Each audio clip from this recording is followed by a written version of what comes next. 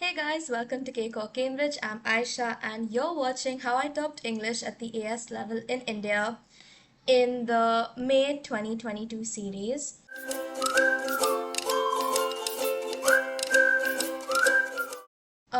So I thought it's time to switch things up. I absolutely love English and writing, and so I thought it'd be fun to make a video about that instead of just bio and chem.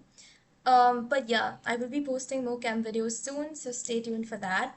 So just an introduction. I have done Cambridge my whole schooling. I did IGCSE and then AS and A levels.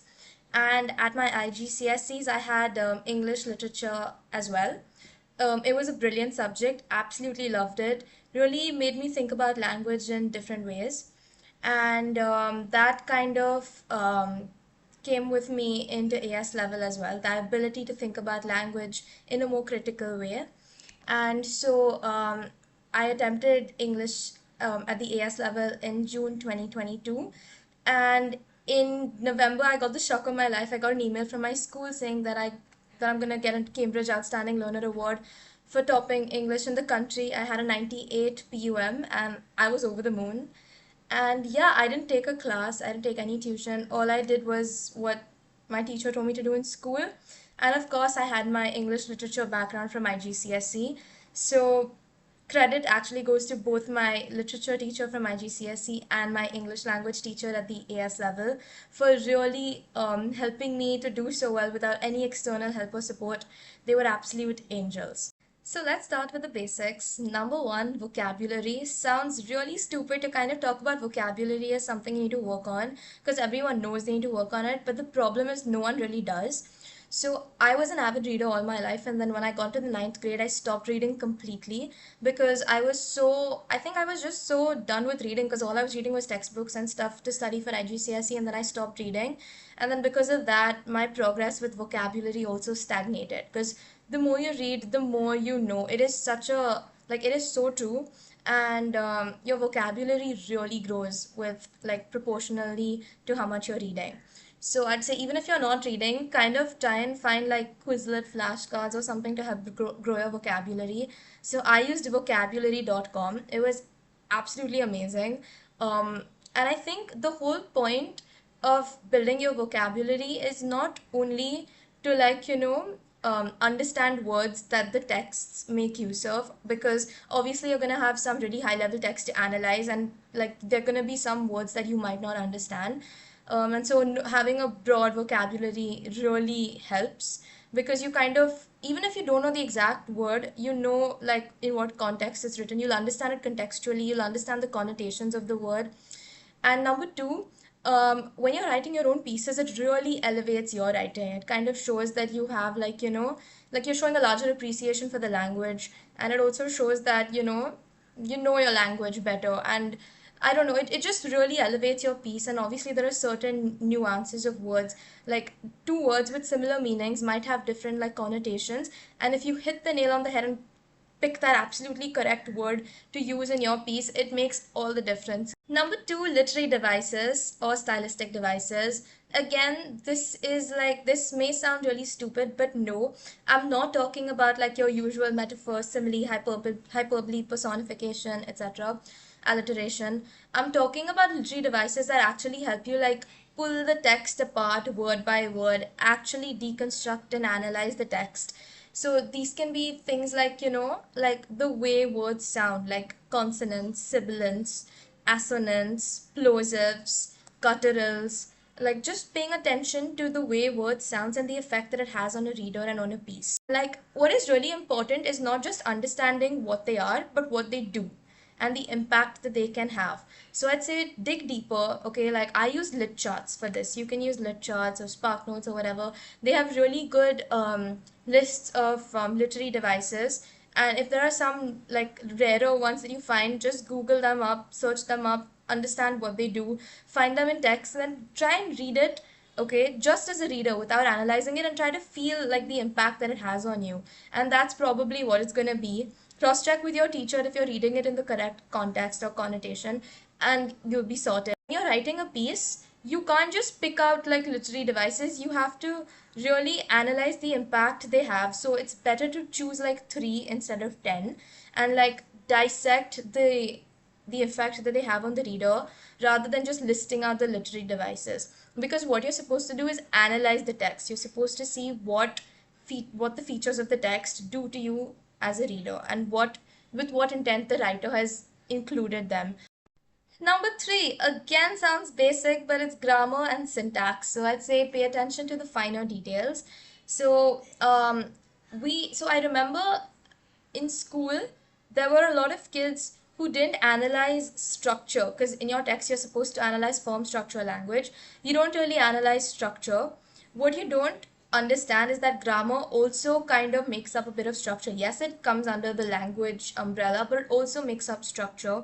Like when you're looking at short sentences, longer sentences, punctuation, commas, ellipses, how they fragment sentences, how they make you pause, how they bring about rhythm and meter, all of that is through grammar, and grammar is such an integral part of writing. It can really like change the way you look at a piece and change the tone of the piece itself. So I'd say pay attention to grammar, like asterisks, dinkus. We learned this thing called dinkus. We were all very amused by the word. My English teacher at the AS level like taught us this thing, and then we started using it, and we noticed that so many Cambridge pieces also included, and you can write about it as well.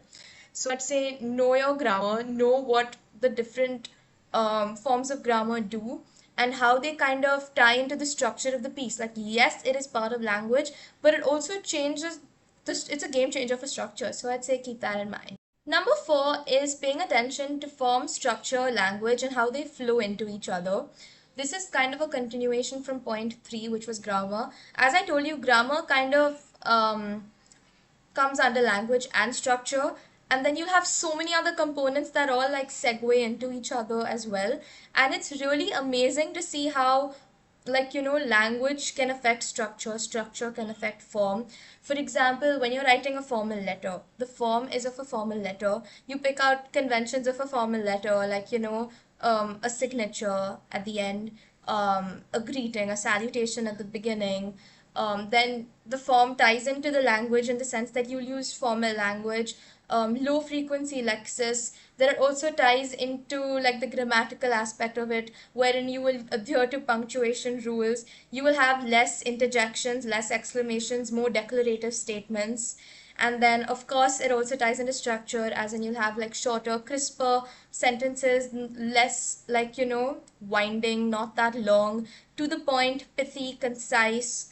And yeah, so you can just see how, like, I've just given you one example of a formal letter and how these three tie into each other. And so I think it'd be really important to understand and visualize the flow of form into language, language into structure, structure into either of the two.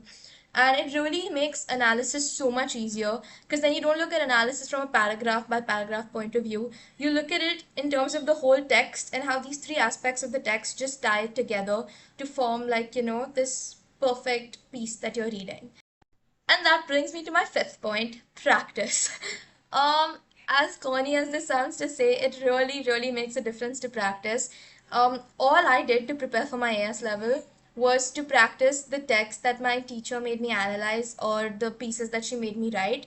And this includes analyzing a range of texts like travel articles, blogs, speeches, letters, informal, formal, narrative writing, anything. You just have to analyze different kinds of text, different genres, different forms. And then what you have to also do is write different forms, different genres. The only way you can actually, like, you can better your analytical skills is if you start writing from that lens as well. And my last piece of advice to you, number six, is examiner reports. Underrated. Examiner reports were the second best thing that happened to me after my English language teacher. Examiner reports are so useful. Like, basically, you just go up, search up examiner report 2023 or whatever. They'll basically give you sample candidate responses, and and like the remarks of examiners side by side. It'll show you what an elementary response looks like, what an advanced response looks like, what an intermediate response looks like. It's really helpful because you'd know exactly what the examiner is expecting of you then, and what you can do to make your piece better and what you should avoid doing altogether. Um, I used examiner reports extensively throughout my AS level, and it helped so much because I had a clear idea of examiner expectations, and I had an idea of what candidates had done in the past as well, what they tried, what worked, and what didn't. And so I'd say it is essential to go through examiner reports, find them, use them. Even if you're rereading them for the fourth time, you're going to find things that you didn't find before. Okay, so I'd say just keep reading them. And yeah, if you have questions, go to your teachers at school because they know what they're doing. They're your teachers for a reason. And even if you might not agree with them on a lot of things like language analysis, the impact it has on readers, maybe trust them because they know what they're doing. And if not, always you can text me. I mean, you can email me if you want. And of course, go through other YouTubers, their videos. I did that. That helped a lot. It was also very motivating to know that, kids can do well in English language and it's not that hard with a little bit of practice, of course. And yeah, just keep practicing. And yeah, you have all the resources and support out there. All you need to do is look for it and you'll be sorted. English language at the AS level is really not that hard. All you have to do is practice. You have to understand what they expect of you, and you need to learn how to read with an analytical mind. And if you've mastered the last 6 tips that I've just told you, I think you should be fine because that's all I did. And yeah, I got a pretty great result. And yeah, thank God for that and my teachers. But yeah, I hope this video helped you. And feel free to email me if you have any questions or concerns. I'm always there to help you. Let's get through this together.